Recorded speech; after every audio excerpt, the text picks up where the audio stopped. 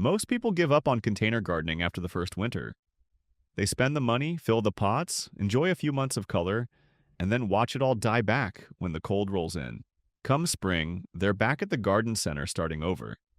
But here's what almost no beginner realizes. The problem was never the container. It wasn't even the climate. It was the plants. Because some perennials are practically built for pots. They come back year after year in the same container, often fuller than the season before. They shrug off drought, they shrug off cold, and they ask for almost nothing in return. Today we're going through 12 of them, so you plant once and you're basically done. And stay with me because the last plant on this list is one almost nobody thinks to grow in a container, and it might be the most low maintenance of all 12. Quick question before we dig in. If you could grow just one perennial forever in a pot, what would it be? Drop it in the comments. I genuinely want to know what you're growing. Now let's get into it because there's a reason container perennials have exploded in popularity.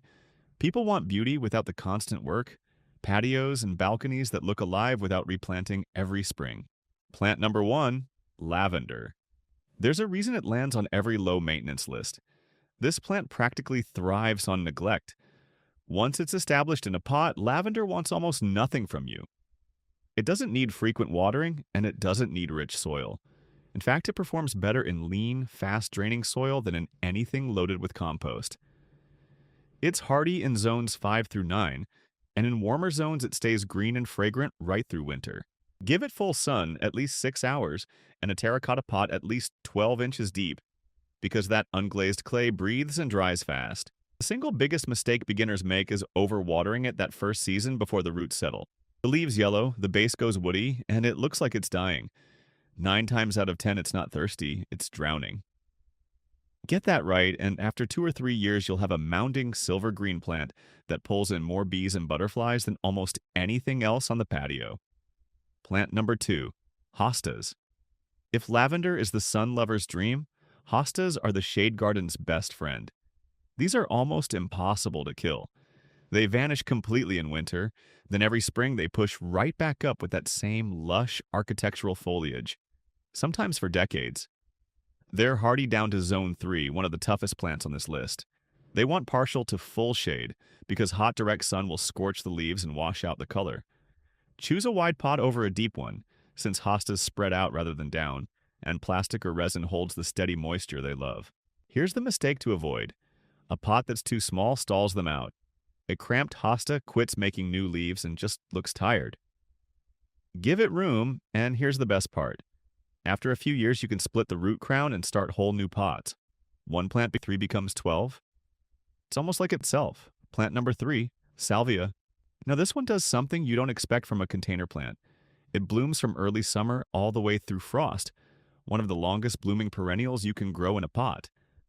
Those flowering spikes rise up in violet, deep blue, red, and white, and they keep coming as long as you deadhead the spent ones.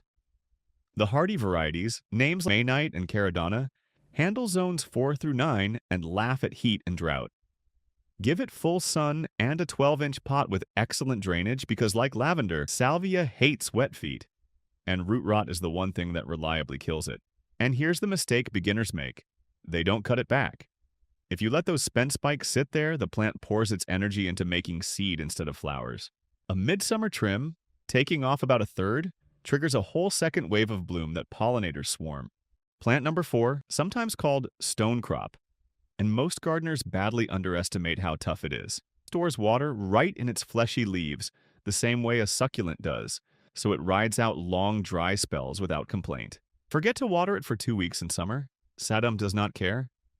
Autumn joy is the famous one, throwing up thick flower heads in late summer that shift from dusty pink to deep rust, then hold as dried seed heads all through winter.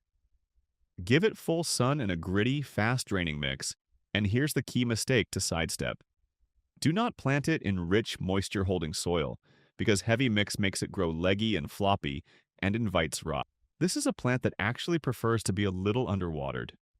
Get the soil lean and it becomes a genuine 4-season plant. Fresh green in spring, blooms in summer, copper in fall, frosted seed heads in winter. Plant number 5, creeping thyme.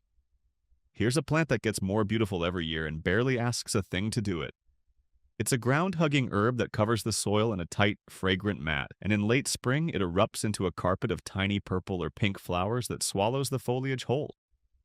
Pollinators go wild for it, and spilling over the edge of a pot, it looks stunning. It's hardy in zones 4 through 9 and wants exactly what lavender wants: full sun and dry, slightly alkaline conditions. Go wide and shallow rather than deep, and let it dry between waterings.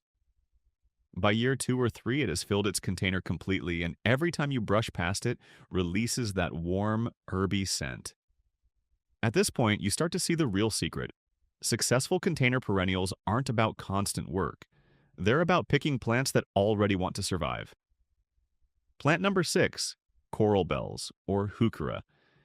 Think of this as a foliage plant that just happens to flower. The leaves are the whole show, and depending on the variety, they come in deep burgundy, lime green, burnt caramel, even near black, and they hold that color most of the year. Many stay semi-evergreen through winter, so you get pot color when everything else has quit. They're hardy in zones 4 through 9 and want partial to full shade, with morning sun to keep the colors vivid. Use a pot at least 10 inches wide and plastic or resin to hold moisture. The mistake here is planting them in too much shade. They tolerate it, but deep shade gives you thin, stretched growth and washed-out color. That brilliant burgundy you see in photos develops with a little light. Over time, coral bells forms a low mound that anchors any mixed pot, and in late spring, slender stems rise up, carrying tiny bell-shaped flowers that hummingbirds love. 7. Catmint, or nepeta. If you want months of bloom for almost zero effort, this is one of the most satisfying plants you can grow. Catmint sends up long, arcing stems covered in soft lavender blue flowers from late spring through summer.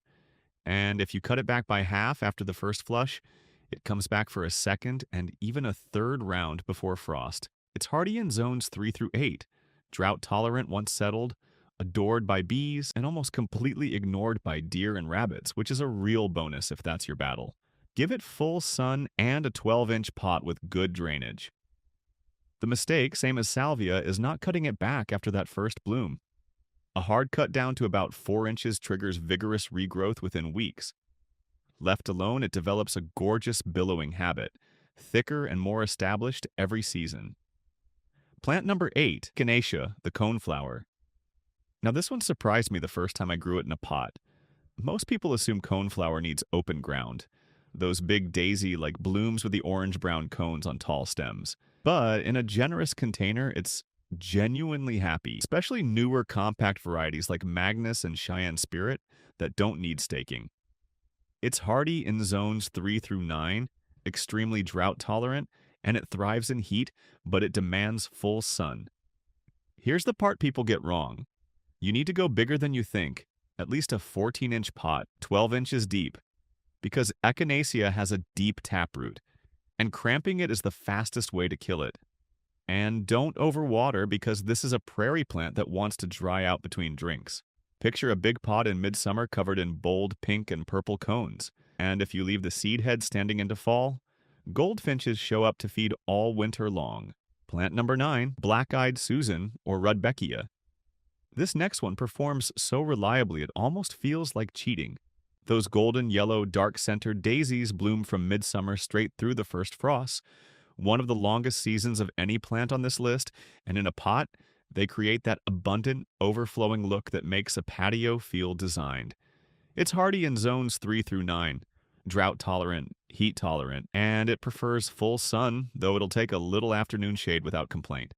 A 12 to 14-inch pot with standard mix and good drainage is all it needs, watered moderately with the soil allowed to dry a little between.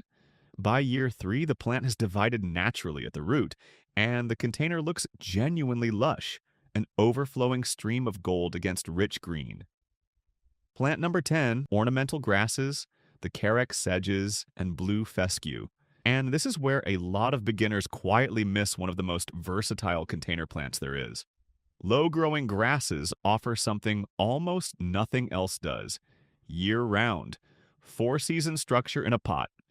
Carex varieties like Ice Dance and Evergold stay semi-evergreen in zones 5 through 9, holding their variegated foliage through mild winters, while blue fescue keeps that cool silver-blue color much of the year. Carex leans toward shade. Fescue wants full sun, and both are easy, undemanding, moderately drought-tolerant plants. The mistake is treating them as background filler. In reality, that spiky steel blue fountain of fescue, or a carex cascading over a ceramic rim, becomes the most interesting thing in the whole grouping. And the movement of those blades in the slightest breeze brings a static patio to life. Plant number 11, daylilies or hemerocallis. Most gardeners underestimate just how tough this one is once it gets going in a pot.